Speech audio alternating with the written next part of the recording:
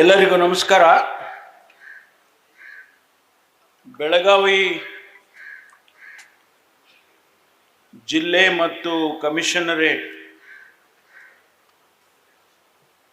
ಈ ಭಾಗದಲ್ಲಿ ಇವತ್ತು ಬಹಳ ಒಂದು ಐತಿಹಾಸಿಕವಾದಂಥ ಕಾರ್ಯಕ್ರಮವನ್ನು ಪೊಲೀಸ್ ಇಲಾಖೆ ಹಮ್ಮಿಕೊಂಡಿದೆ. ಈ ಕಾರ್ಯಕ್ರಮದಲ್ಲಿ ನಮ್ಮ ಜೊತೆಯಲ್ಲಿ ಇರಬೇಕಾಗಿತ್ತು ಮಾನ್ಯ ಜಿಲ್ಲಾ ಸಚಿವರಾದ ಸತೀಶ್ ಜಾರಕಿಹೊಳಿ ಅವರು. ನಾನು ಅವರಿಗೆ ಕೇಳಿದಾಗ ಬೇರೆ ಇಲಾಖೆಯ ಕಾರ್ಯಕ್ರಮಗಳಿದ್ದಾವೆ, ದಯಮಾಡಿ ಕ್ಷಮಿಸಬೇಕು ಹಾಗೆ ಅಂತೇಳಿ ಹೇಳಿದರು. ಹಾಗೂ ನಾನು ಹೇಳಿದೆ, ನಾನು ಕ್ಯಾನ್ಸಲ್ ಮಾಡಿಬಿಡ್ತೀನಪ್ಪ, ನೀವೇ ಇಲ್ಲ ಅಂದರೆ ಹೆಂಗೆ ಅಂತ. ಇಲ್ಲ, ಇದೆಲ್ಲ ನಡೀತೈತೆ ಸಾಹೇಬ್ರೆ. ಆದ್ದರಿಂದ ಅವರ ಅನುಪಸ್ಥಿತಿಯಲ್ಲಿ ಕಾರ್ಯಕ್ರಮವನ್ನು ಮಾಡ್ತಾ ಇದ್ದೇವೆ. ಅದಕ್ಕೆ ಪ್ರತಿಯಾಗಿ ಇವತ್ತು ಇಬ್ಬರು ಶಾಸಕರು ಇಲ್ಲಿ ಉಪಸ್ಥಿತರಿದ್ದಾರೆ. ಮಾನ್ಯ ಸ್ಥಳೀಯ ಶಾಸಕರು, ನನ್ನ ಆತ್ಮೀಯ ಸ್ನೇಹಿತರು. ನಾನು ಅಧ್ಯಕ್ಷನಾಗಿದ್ದಾಗ, ಪ್ರದೇಶ್ ಕಾಂಗ್ರೆಸ್ ಸಮಿತಿಯ ಅಧ್ಯಕ್ಷನಾಗಿದ್ದಾಗ ಅವರು ಇಲ್ಲಿ ಅಧ್ಯಕ್ಷರಾಗಿದ್ದರು. ನಾನು 8 ವರ್ಷ ಮಾಡಿದೆ ಅಂತೇಳಿ ಅವರು 8 ವರ್ಷ ಮಾಡಿದ್ರು ಅಲ್ವಾ? ಆದ್ದರಿಂದ ಸನ್ಮಾನ್ಯ, ನಾನು ಅವ್ರನ್ನ ರಾಜು ಸೇಠ್ ಅಂತ ಕರಿತೀನಿ, ಆಸಿಫ್ ರಾಜು ಸೇಠ್ ಅವರೇ. ಮತ್ತು ನಮ್ಮ ರಾಜ್ಯದ ಹಣಕಾಸು ಸಂಸ್ಥೆ ಅಧ್ಯಕ್ಷರು, ಭಾಳ ಮುಖ್ಯ ಇದು, ವೆರಿ ಇಂಪಾರ್ಟೆಂಟ್ ಪೋರ್ಟ್ಫೋಲಿಯೋ. ಇರೊಬ್ಬರ ಹಣಕಾಸಿನ ತೀರ್ಮಾನ ಎಲ್ಲ ಮಹಾಂತೇಶ ಮಾಡಬೇಕೀಗ. ಮಹಾಂತೇಶ್ ಹಣಕಾಸು ಮಾನ್ಯ ಶಾಸಕರು ಮತ್ತು ಅಧ್ಯಕ್ಷರಾಗಿರ್ತಕ್ಕಂಥ ಮಹಾಂತೇಶ್ ಕೌಜಲ್ಗಿ ಅವರೇ. ಈ ಕಾರ್ಯಕ್ರಮದಲ್ಲಿ ಉಪಸ್ಥಿತರಿರ್ತಕ್ಕಂಥ ಸುನಿಲ್ ಅಂಬಣ್ಣ, NUKRTC ಅಧ್ಯಕ್ಷರು, ಉಪಾಧ್ಯಕ್ಷರು ಮತ್ತು ನಮ್ಮ ಇಲಾಖೆಯ ಹಿರಿಯ ಅಧಿಕಾರಿಗಳು, ನಮ್ಮ ADGP ಅವರಾಗಿರ್ತಕ್ಕಂಥ ಕಾನೂನು ಸುವ್ಯವಸ್ಥೆಯ ಜವಾಬ್ದಾರಿಯನ್ನು ರಾಜ್ಯದಲ್ಲಿ ಹೊತ್ತಿರ್ತಕ್ಕಂಥ ಮಾನ್ಯ ಹಿತೇಂದ್ರ ಅವರೇ. ಈ ಕಾರ್ಯಕ್ರಮದಲ್ಲಿ ಉಪಸ್ಥಿತರಿರ್ತಕ್ಕಂಥ ಪ್ರಾದೇಶಿಕ ಆಯುಕ್ತರಾದ ಶ್ರೀಮತಿ ಜಾನಕಿ ಅವರೇ, ನಮ್ಮ ಪೊಲೀಸ್ ಮಹಾನಿರೀಕ್ಷಕರಾಗಿರ್ತಕ್ಕಂಥ ಡಾಕ್ಟರ್ ಚೇತನ್ ರಾಥೋಡ್ ಅವರೇ, ಅದೇ ಪ್ರಕಾರ ಈ ಒಂದು ಮಹಾನಗರ ಪಾಲಿಕೆಯಲ್ಲಿ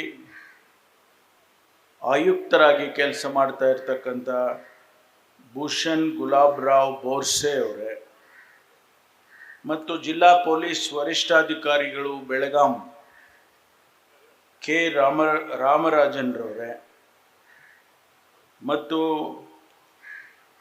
ಜಿಲ್ಲಾ ಪಂಚಾಯಿತಿಯ ಮುಖ್ಯ ಕಾರ್ಯನಿರ್ವಹಣಾ ಅಧಿಕಾರಿಗಳಾದ ಮಾನ್ಯ ರಾಹುಲ್ ಶಿಂದೆ ಅವರೇ,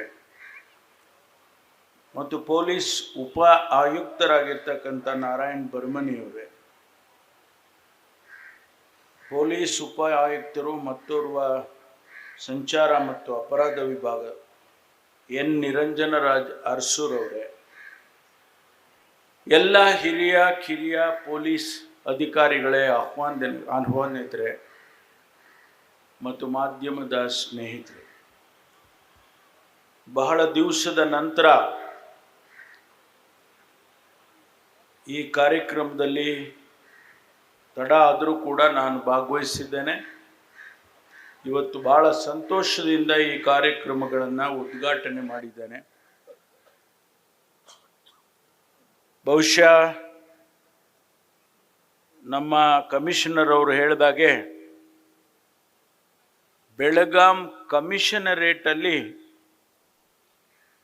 100ಕ್ಕೆ 100 ಸಿಬ್ಬಂದಿಗಳಿಗೆ ಕ್ವಾರ್ಟರ್ಸ್ಗಳನ್ನು ಕೊಡ್ತಕ್ಕಂಥ ವ್ಯವಸ್ಥೆ ಆಗಿದೆ ಅಂತೇಳಿ ಅವರು ತಮ್ಮ 18 ವರ್ಷದ ಅನುಭವದ ಮಾತನ್ನು ಹೇಳಿದರು. ಅದೇ ರೀತಿ ಬೇರೆ ಬೇರೆ ಗೋಕಾಕ್ನಲ್ಲಿರ್ಬೋದು, ಕುಲ್ಗೋಡ್ದಲ್ಲಿರ್ಬೋದು, ಕಿತ್ತೂರಲ್ಲಿರ್ಬೋದು ಅಥವಾ ಘಟಪ್ರಭಾ, ಸಂಕೇಶ್ವರ್, ಇಲ್ಲೆಲ್ಲ ಕ್ವಾರ್ಟರ್ಸ್ಗಳನ್ನು ಉದ್ಘಾಟನೆ ಮಾಡುವಂಥ ಕಾರ್ಯಕ್ರಮ ಅಲ್ಲೋಗೋದು ಬೇಡ ಅಂಥೇಳಿ ಇಲ್ಲೇ ಅಡಿಗಲ್ಲಿ ಹಾಕ್ಬಿಟ್ಟಿದ್ದಾರೆ. ಅಲ್ಲೆಲ್ಲ ಹೋಗೋದು ಬೇಡ, ಅಷ್ಟು ಊರೂರಿಗೆ ಹೋಗೋದು ಬೇಡ ಅಂಥೇಳಿ ಇಲ್ಲೇ ಹಾಕಿದ್ದಾರೆ. ಸುಮಾರು 67 ಕೋಟಿ ರೂಪಾಯಿಗೆ ಇವತ್ತು ನಾವು ಈ ಉದ್ಘಾಟನೆ ಮತ್ತು ಅಡಿಗಲ್ ಹಾಕುವ ಕಾರ್ಯಕ್ರಮವನ್ನು ಮಾಡಿದೆವು. 67.79 ಮತ್ತು ಅದರ ಜೊತೆಯಲ್ಲಿ ಶಾಪೂರ್ನಲ್ಲಿ 12 ಕ್ವಾರ್ಟರ್ಸ್ಗೆ ಅಡಿಗಲ್ಲನ್ನು ಇಲ್ಲೇ ಹಾಕಿದ್ದೀವಿ. ಅದಕ್ಕೂ ಕೂಡ 3,92,00,000. ಇವತ್ತು ಈ ಕೆಲಸ ಪೊಲೀಸ್ ಇಲಾಖೆಯಲ್ಲಿ ಸಿಬ್ಬಂದಿಯವರಿಗೆ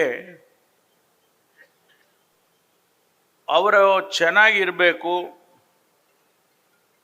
ಅವರ ವೃತ್ತಿಯಲ್ಲಿ ಯಾವುದೇ ತೊಂದರೆಗಳು ಇಲಾಖೆ ವತಿಯಿಂದ ಆಗೋದು ಬೇಡ, ಹೆಚ್ಚೆಚ್ಚು ಪೊಲೀಸ್ ಇಲಾಖೆಗೆ ವಸತಿಗಳನ್ನು ಕೊಡೋದಾಗ್ಲಿ, ಸವಲತ್ತುಗಳನ್ನು ಕೊಡೋದಾಗ್ಲಿ ಮಾಡ್ಕೊಂಡು ಬಂದಿದ್ದೇವೆ. ಯಾಕೆ ಅಂತ ಹೇಳಿದರೆ ಪೊಲೀಸ್ ಸರ್ಕಾರದ ಒಂದು ಮುಖ ಇದ್ದ ಹಾಗೆ. It is the face of the government. Police ಚೆನ್ನಾಗಿ ಕೆಲಸ ಮಾಡಿದರೆ, ಕಾನೂನು ವ್ಯವಸ್ಥೆ ರಾಜ್ಯದಲ್ಲಿ ಅವರ ಮೂಲಕ ಚೆನ್ನಾಗಿದ್ದರೆ ಆ ರಾಜ್ಯದಲ್ಲಿ ಬೆಳವಣಿಗೆ, ಅಭಿವೃದ್ಧಿ ಆಗೋದಕ್ಕೆ ಪೂರಕ ಆಗುತ್ತೆ ಎನ್ನುವಂಥ ನಂಬಿಕೆ ನಮ್ಮದು. ಆ ನಂಬಿಕೆ ಆಧಾರದ ಮೇಲೆ ನಾವು ಪೊಲೀಸ್ ಇಲಾಖೆಯನ್ನು ನೋಡ್ಕೊಳ್ತಕ್ಕಂಥ ಕೆಲಸವನ್ನು ಮಾಡಿದ್ದೇವೆ. ಕರ್ನಾಟಕ ಪೊಲೀಸ್ ಕೂಡ ಅಷ್ಟೇ ಪಾಸಿಟಿವ್ ಆಗಿ ಸ್ಪಂದಿಸ್ತಕ್ಕಂಥ ಕೆಲಸವನ್ನು ಅವರು ಮಾಡ್ತಿದ್ದಾರೆ. ನಿಮಗೆ ಆಶ್ಚರ್ಯ ಆಗ್ಬೋದು, ಕಳೆದ ವರ್ಷ ಇಡೀ ದೇಶದಲ್ಲಿ ನ್ಯಾಯವನ್ನು ಒದಗಿಸಿಕೊಡೋದ್ರಲ್ಲಿ ಕರ್ನಾಟಕ ಪೊಲೀಸ್ ಇಡೀ ದೇಶದಲ್ಲಿ ಪ್ರಥಮ ಸ್ಥಾನದಲ್ಲಿದೆ ಅಂತ ಹೇಳಿದ್ರೆ ನಿಮಗೆ ಆಶ್ಚರ್ಯ ಆಗ್ಬೋದು. ಇಂಡಿಯಾ ಜಸ್ಟಿಸ್ ರಿಪೋರ್ಟ್ ಅಂತ ಹೇಳಿ ಮಾಡಿದ್ದಾರೆ. ಆ ಇಂಡಿಯಾ ಜಸ್ಟಿಸ್ ರಿಪೋರ್ಟ್ ಪ್ರಕಾರ ಕರ್ನಾಟಕ ಪೊಲೀಸ್ ನ್ಯಾಯವನ್ನು ಒದಗಿಸಿಕೊಳ್ಳೋದ್ರಲ್ಲಿ ಮೊದಲನೇ ಸ್ಥಾನ ಇದೆ. ಅಂದರೆ ಅರ್ಥ, ಪೊಲೀಸ್ನವರು ಪ್ರಾಮಾಣಿಕವಾಗಿ ಅವರು ಕೆಲಸ ಮಾಡ್ತಿದ್ದಾರೆ, ಜನಸಮುದಾಯಕ್ಕೆ ಸೇವೆಯನ್ನು ಮಾಡ್ತಾ ಇದ್ದಾರೆ ಅಂತೇಳಿ ಅದರ ಅರ್ಥ. ಹಂಗಂತ ಹೇಳಿ ಏನೂ ಆಗಲೇ ಇಲ್ಲ, ತಪ್ಪುಗಳೇ ಆಗಲಿಲ್ಲ, ಅದನ್ನು ನಾನು ಸಮರ್ಥನೆ ಮಾಡ್ಕೊಳ್ಳೋಕೆ ಹೋಗೋದಿಲ್ಲ. ಯಾವುದೇ ಸಮಾಜದಲ್ಲಿ ಇಂಥ ಘಟನೆಗಳು ನಡೆದಾಗ ನಡೀತಾ ಇರುತ್ತೆ. ಅದನ್ನು ಮೀರಿ ಪೊಲೀಸ್ ಇಲಾಖೆ ಕೆಲಸ ಮಾಡಬೇಕು, ಅದನ್ನು ಮಾಡ್ತಾ ಇದ್ದಾರೆ. ನಮ್ಮ ಪೊಲೀಸ್ ಸ್ಟೇಷನ್ಗಳು ಆಧುನಿಕವಾಗಿ ಆಗ್ತಾ ಇದ್ದಾವೆ. ಯಾರಾದರೂ ಹೋಗಿ ಕಂಪ್ಲೇಂಟ್ ಕೊಡೋಕೆ ಹೋದ್ರೆ ಅವರನ್ನ ಬೇರೆ ಒಂದು ರೀತಿಯಲ್ಲಿ ಕಾಣೋದಾಗ್ಲಿ, ಅವ್ರನ್ನ ಒಂದು ರೀತಿಯಲ್ಲಿ ಸ್ನೇಹದಿಂದ ಜನಸ್ನೇಹಿಯಾಗಿ ಕಾಣಬೇಕು ಅಂತ ನಾವೇನು ಸೂಚನೆ ಕೊಟ್ಟಿದ್ದೀವಿ, ಆ ಕೆಲಸ ಕೂಡ ಇವತ್ತು ನಡೀತಾ ಇದೆ. ರಾಯಚೂರು ಜಿಲ್ಲೆನಲ್ಲಿ ವಲ್ತಾಳ್ ಅನ್ನುವಂಥ ಗ್ರಾಮ, ಅಲ್ಲಿ ಒಂದು ಪೊಲೀಸ್ ಸ್ಟೇಷನ್ ಇದೆ. ಆ ಪೊಲೀಸ್ ಸ್ಟೇಷನ್ ಇಡೀ ದೇಶದಲ್ಲಿ ಬೆಸ್ಟ್ ಪೊಲೀಸ್ ಸ್ಟೇಷನ್ ಕ್ಯಾಟಗರಿಯಲ್ಲಿ 3ನೇ ಸ್ಥಾನ ತಗೊಂಡಿದ್ದಾರೆ. ರಾಯಚೂರು ಜಿಲ್ಲೆ ಎಲ್ಲೋ ಒಂದು ಗ್ರಾಮೀಣ ಭಾಗದಲ್ಲಿರ್ತಕ್ಕಂಥ ಪೊಲೀಸ್ ಸ್ಟೇಷನ್ ಎಷ್ಟು ಸಮರ್ಥವಾಗಿ ಜನಸೇವೆಯನ್ನು ಮಾಡಿದ್ದಾರೆ ಅನ್ನೋದನ್ನ ಅದು ಉದಾಹರಣೆ. ಅದು ನಾವು ಆ ಒಂದು ದೃಷ್ಟಿಯಲ್ಲಿ ನಮ್ಮ ಇರ್ತಕ್ಕಂಥ 1000ಕ್ಕೂ ಹೆಚ್ಚು ಪೊಲೀಸ್ ಸ್ಟೇಷನ್ಗಳನ್ನು ಈಗ ಆ ರೀತಿ ಜನಸ್ನೇಹಿಯಾಗಿ ಆಗಬೇಕು ಅನ್ನುವಂಥ ದೃಷ್ಟಿಯಿಂದ ನಾವು ಅವರಿಗೆಲ್ಲರಿಗೂ ಕೂಡ ಸೂಚನೆಯನ್ನು ಕೊಟ್ಟಿದ್ದೇವೆ. ಹಾಗಿದ್ದು ಎಲ್ಲೋ ಒಂದು ಕಡೆ ಏನೋ ಒಂದು ಯಾರೋ ಒಬ್ಬರು ಪೊಲೀಸ್ನವ್ರಾಗ್ಬೋದು ಅಥವಾ ಇನ್ಸ್ಪೆಕ್ಟರ್ ಆಗ್ಬೋದು, ಸಬ್ ಇನ್ಸ್ಪೆಕ್ಟರ್ ಆಗ್ಬೋದು, ಅಂಥವರು ಏನೋ ಬಂದವರನ್ನು ಸರಿಯಾಗಿ ನಡೆಸ್ಕೊಳ್ಳೋದಿಲ್ಲ ಅಂದಾಗ ಇಲಾಖೆ ಅವರನ್ನು ಸುಮ್ಮನೆ ಬಿಡಲ್ಲ. ಅವರ ಮೇಲೆ ಶಿಸ್ತಿನ ಕ್ರಮ ತಗೊಂಡು ಅದನ್ನು ಸರಿಪಡಿಸ್ತಕ್ಕಂಥ ಕೆಲಸವನ್ನು ಕೂಡ ನಾವು ಮಾಡ್ತೇವೆ. ಒಟ್ಟಾರೆ ಪೊಲೀಸ್ ಜನಕ್ಕೋಸ್ಕರ ಜನಸ್ನೇಹಿಯಾಗಿರಬೇಕು, ಜನಸೇವೆಯನ್ನು ಮಾಡುವಂಥ ಪೊಲೀಸ್ ಇರಬೇಕು. ಹಂಗಂತೇಳಿ ನೀವು ಶಿಸ್ತು ಬಿಡಿ, ನಿಮ್ಮ ಡಿಸಿಪ್ಲಿನ್ ಏನು ಇರುತ್ತೆ, ಕಾನೂನು ಏನಿರುತ್ತೆ ಅದನ್ನು ಬಿಟ್ಟುಬಿಡಿ, ಕಾಂಪ್ರಮೈಸ್ ಆಗಿ ಅಂತ ಯಾರು ಹೇಳೋದಿಲ್ಲ. ಕಾನೂನನ್ನು ರಕ್ಷಣೆ ಮಾಡುವ ದೃಷ್ಟಿಯಿಂದ ಏನು ಕೆಲಸ ಮಾಡಬೇಕು ಅದನ್ನು ನೀವು ಮಾಡಬೇಕಾಗುತ್ತೆ ಅನ್ನೋದನ್ನು ನಾವು ಆಗಿಂದಾಗ್ಗೆ ನಮ್ಮ ಇಲಾಖೆಯಲ್ಲಿ ಅಧಿಕಾರಿಗಳಿಗೆ ಸೂಚನೆಯನ್ನು ಕೊಡ್ತಾ ಇರ್ತೇವೆ. ಈ ದೃಷ್ಟಿಯಲ್ಲಿ ಕರ್ನಾಟಕ ಪೊಲೀಸ್ ನನಗೆ ಹೆಮ್ಮೆ ಇದೆ. ನಾನು 3ನೇ ಬಾರಿ ಗೃಹ ಮಂತ್ರಿಯಾಗಿ ಕೆಲಸ ಮಾಡ್ತಾ ಇದ್ದೇನೆ. ನನಗೆ ಬಹಳ ಹೆಮ್ಮೆ ಇದೆ. ನಮ್ಮ ಪೊಲೀಸ್ ಅನೇಕ ಬದಲಾವಣೆಗಳನ್ನು ತಂದಿದ್ದೇವೆ. ಅವರಿಗೆ ಬೇಕಾದಂಥ ಸವಲತ್ತುಗಳನ್ನು ಕೊಡೋದ್ರಲ್ಲಿ ನಾವು ಹಿಂದೆ ಬಿದ್ದಿಲ್ಲ. ನಾನು ಮುಖ್ಯಮಂತ್ರಿಗಳಿಗೆ ನಾನು ಅಭಿನಂದನೆ ಸಲ್ಲಿಸ್ತೇನೆ. ಅವರು ನಾವು ಯಾವುದೇ ಕಾರ್ಯಕ್ರಮ ಅಥವಾ ಯಾವುದೇ ಯೋಜನೆಯನ್ನು ಕೇಳಿದಾಗೂ ಕೂಡ ನಮಗೆ ಅವರು ಸಹಕರಿಸಿದ್ದಾರೆ, ಹಣ ಕೊಟ್ಟಿದ್ದಾರೆ, ಉತ್ತೇಜನ ಕೊಟ್ಟಿದ್ದಾರೆ. ನಮ್ಮ ಕಾರ್ಯಕ್ರಮಗಳಿಗೂ ಕೂಡ ಅನೇಕ ಕಾರ್ಯಕ್ರಮಕ್ಕೆ ಅವರು ಭಾಗವಹಿಸಿದ್ದಾರೆ. ನಾವು ಪೊಲೀಸನ್ನು, ಪೊಲೀಸ್ ಇಲಾಖೆಯನ್ನು ಎಷ್ಟು ಸಮರ್ಥವಾಗಿ ನಾವು ಇಟ್ಕೊಳ್ತೇವೆ ಆ ಇಲಾಖೆ ಕೆಲಸ ಮಾಡುತ್ತೆ. ಇವತ್ತು ಅನೇಕ ರಾಜ್ಯಗಳಲ್ಲಿ ಪೊಲೀಸ್ ಇಲಾಖೆ ಸರಿಯಾಗಿ ಕೆಲಸ ಮಾಡ್ತಿಲ್ಲ. ಅಲ್ಲಿ ಕಾನೂನು ವ್ಯವಸ್ಥೆ ಕೆಟ್ಟು ಹೋಗಿದೆ. ಇದನ್ನ ದಿನನಿತ್ಯ ನಾವು ಮಾಧ್ಯಮಗಳಲ್ಲಿ ನೋಡ್ತೇವೆ. ಅಂತಹ ರಾಜ್ಯಗಳಿಗೆ ಬಂಡವಾಳ ಹೂಡ್ತಕ್ಕಂಥ ಕೈಗಾರಿಕೋದ್ಯಮಿಗಳು ಹೋಗೋದಿಲ್ಲ. ಎಲ್ಲೋ ಕಡೆ ಒಂದು ಫ್ಯಾಕ್ಟ್ರಿ ಮಾಡಿದರೆ ಆ ಫ್ಯಾಕ್ಟ್ರಿ ಚೆನ್ನಾಗಿ ನಡೆದಾಗ ತಾನೇ ಅವನಿಗೆ ಲಾಭ ಬರುತ್ತೆ, ಅದು ದೇಶಕ್ಕೋ ಸಮಾಜಕ್ಕೋ ಅನುಕೂಲ ಆಗುತ್ತೆ. ಆದರೆ ಅವನಿಗೆ ಫ್ಯಾಕ್ಟ್ರಿನೇ ನಡೆಸೋಕೆ ಬಿಡದೇ ಇದ್ರೆ, ಲಿಟಿಗೇಷನ್ಸ್ಗಳಾದರೆ ಆಗ ಯಾರೂ ಕೂಡ ಇನ್ವೆಸ್ಟ್ ಮಾಡೋಕ್ಕೆ ಬರೋದಿಲ್ಲ. ಆದರೆ ಕರ್ನಾಟಕದ ಮಟ್ಟಿಗೆ ಪೊಲೀಸ್ ಚೆನ್ನಾಗಿ ಕೆಲಸ ಮಾಡಿ ಕಾನೂನು ವ್ಯವಸ್ಥೆಯನ್ನು ಚೆನ್ನಾಗಿಟ್ಟಿರೋ ಕಾರಣಕ್ಕಾಗಿ ಇವತ್ತು ನಮ್ಮ ರಾಜ್ಯದಲ್ಲಿ ಬಂಡವಾಳ ಹೂಡಿಕೆ ಹೆಚ್ಚಾಗಿದೆ. ನಾವು ಕಳೆದ ವರ್ಷ ಗ್ಲೋಬಲ್ ಇನ್ವೆಸ್ಟರ್ಸ್ ಮೀಟ್ ಅಂತ ಮಾಡಿದ್ದು. ಬಂಡವಾಳ ಹೂಡಿಕೆದಾರರನ್ನ ಇಡೀ ಪ್ರಪಂಚದಿಂದ ಆಹ್ವಾನ ಮಾಡಿ 10 ಲಕ್ಷಕ್ಕೂ ಹೆಚ್ಚು ಕೋಟಿ ಅವರು ಬಂಡವಾಳ ಹೂಡ್ತೇವೆ ಅಂತೇಳಿ ಅವರು ಸಹಿ ಹಾಕಿದರು.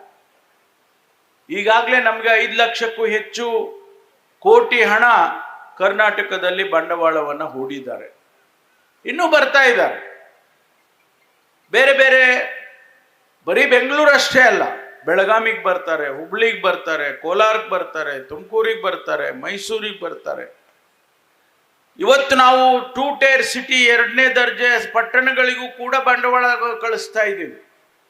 ಬೆಂಗಳೂರಿಗೆ ಬಂದಾಗ ಅವ್ರಿಗೆ ಹೇಳ್ತೀವಿ, ನೋಡಪ್ಪ ನೀವು ಬೆಳಗಾವಿಗೆ ಹೋಗೋದಾದ್ರೆ ನಾವು ಇಂತಿಷ್ಟು ಟ್ಯಾಕ್ಸ್ ಕಡಿಮೆ ಮಾಡ್ತೀವಿ, ನಿಮಗೆ ಇಂತಹ ಸವಲತ್ತುಗಳನ್ನು ಕೊಡ್ತೇವೆ, ನಿಮಗೆ ಕೆಲವು ಸಂದರ್ಭದಲ್ಲಿ ಉಚಿತವಾಗಿ ಅವರಿಗೆ ಜಮೀನುಗಳು ಕೊಟ್ಟಿದ್ದೇವೆ, ಕೆಲವು ಸಂದರ್ಭದಲ್ಲಿ ಬಹಳ ಕಡಿಮೆ ಬೆಲೆಗೆ ಅವರಿಗೆ ಜಮೀನುಗಳನ್ನು ಕೊಟ್ಟಿದ್ದೇವೆ. ಹಾಗಾಗಿ ಎಲ್ಲಿ ಪೊಲೀಸ್ ಚೆನ್ನಾಗಿ ಕೆಲಸ ಮಾಡುತ್ತೆ ಅಲ್ಲಿ ರಾಜ್ಯಕ್ಕೆ ಬಂಡವಾಳ ಕೂಡ ಬರುತ್ತೆ ಹೆಚ್ಚಾಗಿ ಎನ್ನುವಂಥದ್ದನ್ನ ಇವತ್ತು ಕರ್ನಾಟಕ ತೋರಿಸ್ಕೊಟ್ಟಿದೆ. ಹಾಗೆ ಎನ್ನುವಂಥದ್ದು ನಮಗೆ ದಿನನಿತ್ಯ ನಮಗೆ ಸವಾಲುಗಳು, ಅಲ್ಲಿ ಮರ್ಡರ್ ಆಯಿತು, ಇಲ್ಲಿ ಮರ್ಡರ್ ಆಯಿತು, ಅಲ್ಲಿ ಏನೋ ಆಯಿತು, ಮತ್ತೊಂದಾಯಿತು ಅನ್ನುವಂಥ ಸವಾಲುಗಳು ದಿನನಿತ್ಯ ಬರುತ್ತೆ. ಆದರೆ ನಾವು ಒಟ್ಟಾರೆ ನೋಡಬೇಕು, ನಮ್ಮನ್ನ ಟೀಕೆ ಮಾಡೋರು ಯಾವತ್ತೂ ಟೀಕೆ ಮಾಡ್ತಾನೆ ಇರ್ತಾರೆ. ಆಯ್ತ್ರಿ, ನೀವೇನೋ ಹೆಂಗೆ ಹೇಳ್ತೀರಿ, ಆದ್ರೆ ನೆನ್ನೆ ಮರ್ಡರ್ ಆಗೋಯ್ತು ಅಲ್ಲೊಂದು ಅಂತಾರೆ. ನಿಜ, ಯಾವುದೇ ಸಮಾಜದಲ್ಲಿ ಈ ಘಟನೆ ಆಗೋದೇ ಇಲ್ಲ ಅಂತ ಹೇಳಿ ನಾವು ಹೇಳೋದಕ್ಕೆ ಸಾಧ್ಯನೇ ಇಲ್ಲ. ಯಾವ ಇತಿಹಾಸವನ್ನ ನೋಡಿದರೂ ಕೂಡ ಅದು ನಡ್ಕೊಂಡೇ ಬಂದಿದೆ. ಆದರೆ ಅದನ್ನ ಕಡಿಮೆ ಮಾಡಿ, ಯಾರೋ ಕುಟುಂಬ ಕಲಹಗಳಲ್ಲಿ ಯಾರೋ ಮರ್ಡರ್ ಆದ್ರೆ ಅಥವಾ ಯಾವುದೋ ಒಂದು ಜಮೀನು ವ್ಯವಹಾರಕ್ಕೆ ಅವರು ಮರ್ಡರ್ ಮಾಡಿಕೊಂಡ್ರೆ ಆ ರೀತಿ ಕೆಲಸಗಳಿಗೆ ಅದನ್ನು ಕೂಡ ನಾವು ಬಹಳ ನಿಯಮಿತವಾಗಿ ಕಂಟ್ರೋಲ್ ಮಾಡ್ತಕ್ಕಂಥ ಕೆಲಸವನ್ನು ನಮ್ಮಲ್ಲಿ ಮಾಡಿದ್ದೇವೆ. ಬಹಳ ಸಂತೋಷದಿಂದ ಹೇಳುತ್ತೇನೆ, ಕಳೆದ 3 ವರ್ಷ, ಮುಂದಿನ ತಿಂಗಳು 20ಕ್ಕೆ ನಮ್ಮ ಸರ್ಕಾರ ಬಂದು 3 ವರ್ಷ ಆಗತ್ತೆ. 3 ವರ್ಷದಲ್ಲಿ ಯಾವುದೇ ರೀತಿಯ ಕೋಮು ಗಲಭೆಗಳು ಈ ರಾಜ್ಯದಲ್ಲಿ ಆಗೋದಕ್ಕೆ ನಾವು ಬಿಟ್ಟಿಲ್ಲ.